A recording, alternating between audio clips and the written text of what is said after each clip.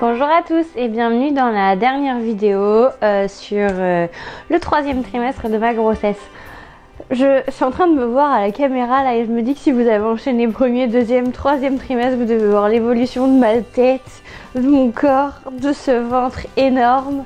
Bon, c'est le projet, hein. Je crois que je prends de plus en plus de place sur la caméra.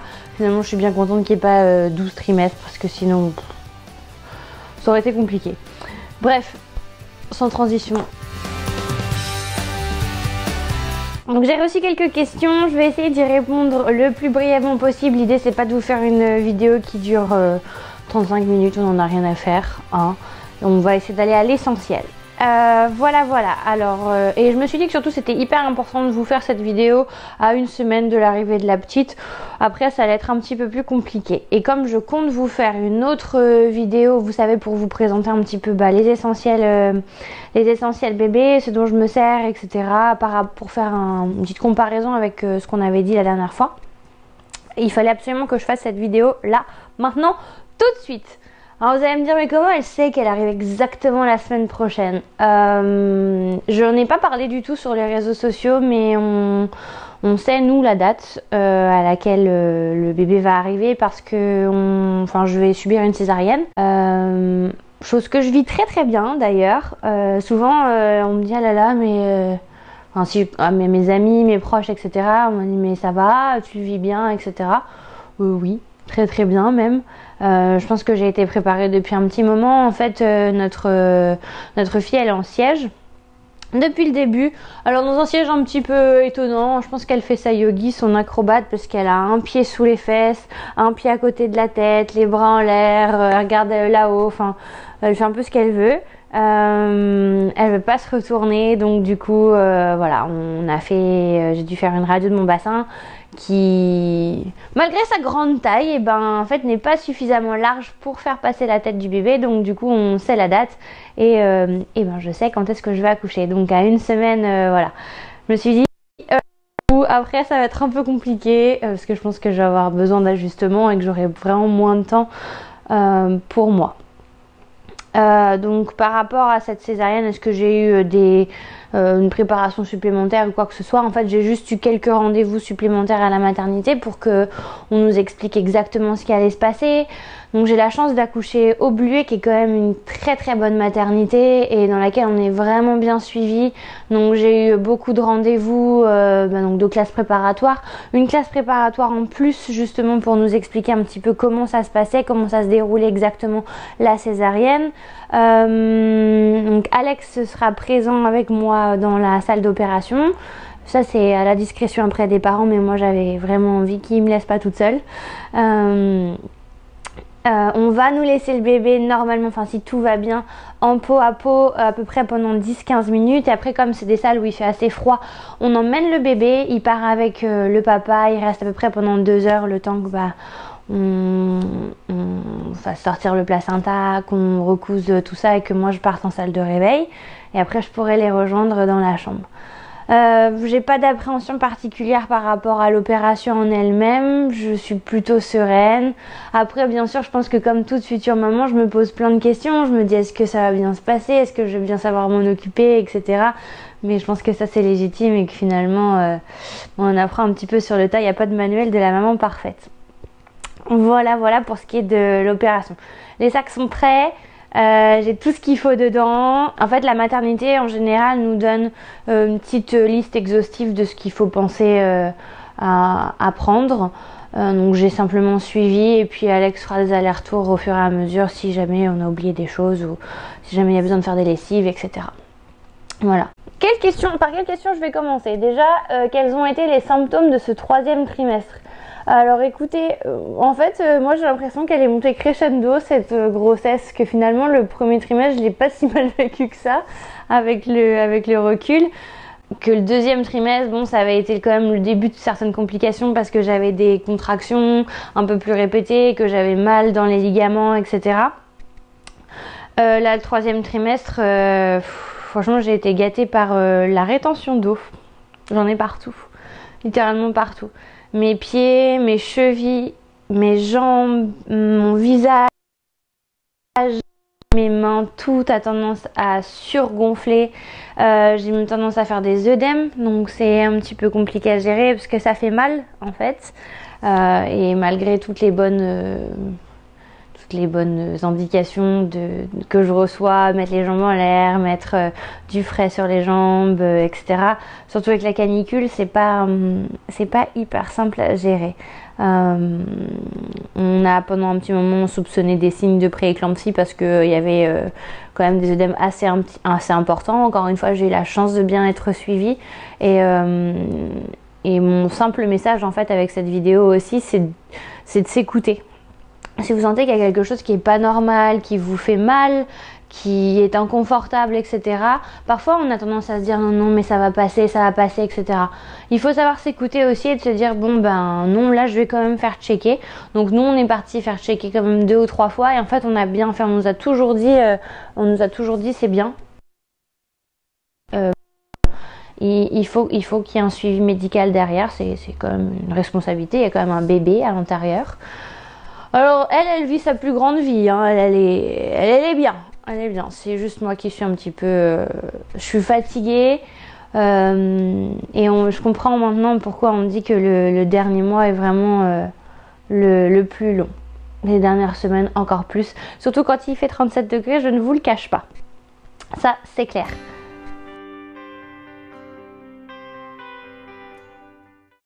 Alors en ce qui concerne le sommeil, j'ai pas eu de problème particulier. Bon, bien sûr, je me réveille en général 1-2 fois grand maximum parce qu'elle appuie sur la vessie et donc je n'ai pas le choix, je dois me lever. Mais sinon, j'ai pas eu trop de gêne, à part là les dernières semaines avec la chaleur. Mais ça n'a pas été du tout un symptôme, les insomnies qui m'ont dérangée. Donc ça, j'étais plutôt contente. On m'a posé comme question, est-ce que j'avais commencé à faire de nouvelles activités sur ce 3e trimestre? Est-ce que j'avais trouvé d'autres choses à faire, etc. Oui, la piscine est devenue mon activité favorite depuis que je suis enceinte. Encore une fois, parce qu'il fait chaud, ça fait vraiment du bien et que c'est le seul endroit où je peux me sentir légère. Je ne fais pas des records olympiques, mais voilà, je vais nager. À Montreuil, on a une grande piscine municipale qui fait un bassin de 50 mètres et donc j'arrive à y aller assez régulièrement. La semaine dernière, pendant qu'il a fait très chaud, j'étais partie chez mes parents qui ont la chance d'avoir une piscine, donc du coup j'ai pu squatter un petit peu et c'est vrai que c'est agréable. Il y a une sensation de flottaison, de liberté et de légèreté qui est quand même indéniable et qui fait plaisir à ce stade de la grossesse. Sur tout ce qui va être piscine municipale, bien sûr, on est toujours un tout petit peu plus coincé, crispé parce qu'on a peur de se recevoir un coup dans le ventre, donc évitez les heures de pointe, bien entendu. Normalement, sur le 3e trimestre, vous devriez profiter de votre congé maternité, donc vous pourriez normalement essayer de vous squeezer à l'intérieur d'un créneau un peu plus light. Sinon, bien sûr, j'ai dû arrêter de travailler et ça a été très compliqué pour moi de continuer à pratiquer au niveau du yoga. Douleur et justement la rétention d'eau en fait qui m'a empêché de faire beaucoup de choses. Me mettre sur demi-pointe, avoir les pieds ancrés dans le sol, c'est très compliqué. Donc malheureusement, je l'avoue, je n'ai pas continué ma pratique et c'est assez terrible, mais encore une fois, chaque grossesse est différente et peut-être qu'il y en a qui arrivent à pratiquer jusqu'à la fin, mais moi j'ai pas réussi. Au niveau de l'ego, c'était un petit peu difficile parce que quand on est prof, on se dit non mais attends, je peux faire ça, je peux me mettre sur la tête jusqu'à la fin. Non, même me mettre en guerrier, c'était déjà compliqué. Donc il a fallu mettre un peu l'ego de côté et puis se concentrer sur d'autres choses. Donc je suis revenue un petit peu à la méditation. Et en fait, tout ce chamboulement un petit peu de ma pratique personnelle m'a permis de me diriger aussi sur une activité différente. Donc j'ai commencé ma chaîne de podcast avec justement quelques épisodes comme ça de courtes méditations qui font 5 à 10 minutes qui sont gratuites. Et je les ai basées sur chaque chakra parce que c'est vraiment les énergies, ça m'a toujours bien parlé, les éléments, la visualisation, les couleurs, la musique, etc.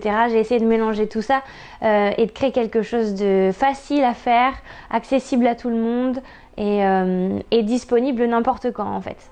Donc je me suis lancée là-dedans, je suis assez étonnée et assez contente en fait du résultat parce que ça marche plutôt bien. Donc ça fait super plaisir, il y a eu de bons échos, de bons feedbacks. Donc je vais continuer. L'idée c'est d'essayer de rester sur un podcast par semaine sur la méditation, à voir comment ça va se passer avec l'arrivée de la petite, et puis aussi de l'élargir un petit peu plus loin.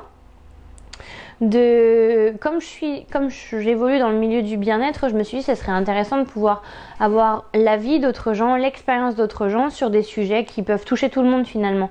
Donc effectivement le yoga, la sophrologie, la naturopathie, les voyages, la maternité, la grossesse, le yoga prénatal, etc., l'entrepreneuriat au féminin, c'est des choses qui me touchent un petit peu. Donc du coup j'ai contacté pas mal de des professionnels du bien-être, et je leur ai proposé d'organiser des petits podcasts, qu'on reste encore une fois sur des formats comme ça de 10 minutes.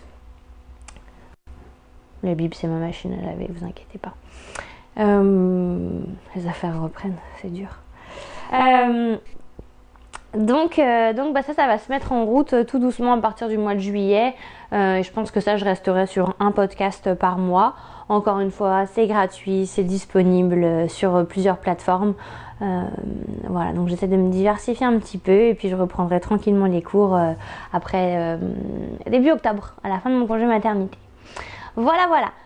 On m'a demandé aussi si j'allais montrer la tête du bébé sur les réseaux sociaux. Honnêtement, je pense que oui, parce que je vous ai fait suivre ma grossesse de A à Z.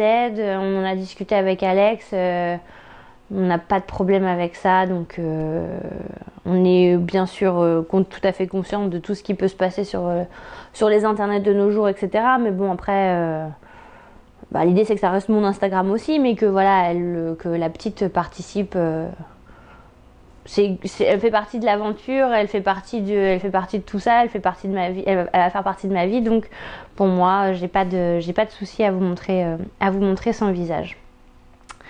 Et enfin, les produits que j'ai utilisés finalement, parce que là c'est un peu un bilan de tout ce qui s'est passé. Quels sont les produits que j'ai utilisés vraiment au quotidien? Alors j'ai été sollicitée par plein de marques dans tout ce qui a été prévention, crème, etc., anti-vergeture. Je suis hyper contente parce que j'ai pu tester plein de choses et finalement j'ai pratiquement tout fini. Je vais vous montrer ma préférée, honnêtement, il y en a deux en fait que j'ai vraiment bien aimé. La première c'était Daylily. Donc là c'est le lait fondant que moi j'ai beaucoup utilisé. Il était disponible aussi en huile. Alors, l'huile, vous voyez, elle est beaucoup plus pleine alors que le pot, lui, est pratiquement vide. L'huile, elle sent divinement bon, mais vraiment. Le seul souci, en fait, c'est la texture. Vous allez voir, je vais vous montrer, on m'a offert une autre huile après. Et en fait, je les ai pas utilisées, j'avoue, parce que j'aime pas le côté gras. Mais ça, c'est purement perso. Il y a des personnes qui préfèrent le côté... justement doux et enveloppant de l'huile. Moi je préférais vraiment la texture de la crème, du lait, etc. Donc Daylily, je vous le conseille vraiment, c'est super. Je sais qu'ils font aussi des soins pour le postpartum, donc ça peut être intéressant aussi en fait, parce que vous gardez la même gamme finalement avant-après. En deuxième, Mustela direct. C'est la crème prévention vergeture. Alors là pour le coup je vous ai gardé le pot juste pour vous le montrer parce qu'il est vide de chez Vide. J'ai adoré. Ils me l'ont offert aussi en fait en huile, mais c'est pareil, vous voyez le pot il est plein. Ensuite j'ai eu un gel prévention vergeture de chez Laboratoire Lirac. Il est vide aussi. Alors ce que j'ai adoré, c'est comme c'était en version gel, il y avait un effet un peu fraîcheur. Donc là avec les grosses chaleurs, avec la canicule, c'était quand même assez agréable. Il n'y a pas particulièrement d'odeur ou quoi. Celui-là il s'appelle le Phytolastyle gel prévention vergeture. Il est très bien. Et en dernier, celui que j'ai reçu le plus récemment et que là j'utilise, c'est la crème, la lotion de massage anti-vergeture de chez Palmer. Elle est au beurre de cacao, donc forcément elle sent très bon. Il y a de la vitamine E dedans et pareil, donc voilà, il y a collagène, huile d'amande douce, beurre de karité, etc. La fréquence avec laquelle j'utilise les crèmes de vergeture en général, c'est que je mets une fois le matin quand je me lève et une fois le soir après ma douche. Si je suis allée à la piscine, j'en rajoute une troisième fois en sortant de la douche de la piscine. Et dans tous les cas, j'en mets le soir quand même avant d'aller me coucher. Ils appellent ça des soins anti-vergeture. Il faut savoir que, encore une fois, toutes les grossesses sont différentes et toutes les femmes sont différentes. Ça n'empêche pas le corps de craquer, ça n'empêche pas la peau de se fissurer. Donc, c'est juste, voilà, c'est peut-être à effet de retardement. Mais malheureusement, si la peau craque, c'est que voilà, elle n'était pas capable entre guillemets d'aller aussi loin, de façon aussi étirée. Donc ça peut se produire au niveau du ventre, ça peut se produire au niveau des hanches, ça peut se produire au niveau de la poitrine, des bras. Ça dépend encore une fois des fesses même parfois, ça dépend vraiment des femmes. J'ai la chance de pas en avoir. Je touche du bois parce que ça peut vraiment venir à n'importe quel moment, voire même après. Donc je touche du bois. Et je vais finir les pots, hein, littéralement. Voilà.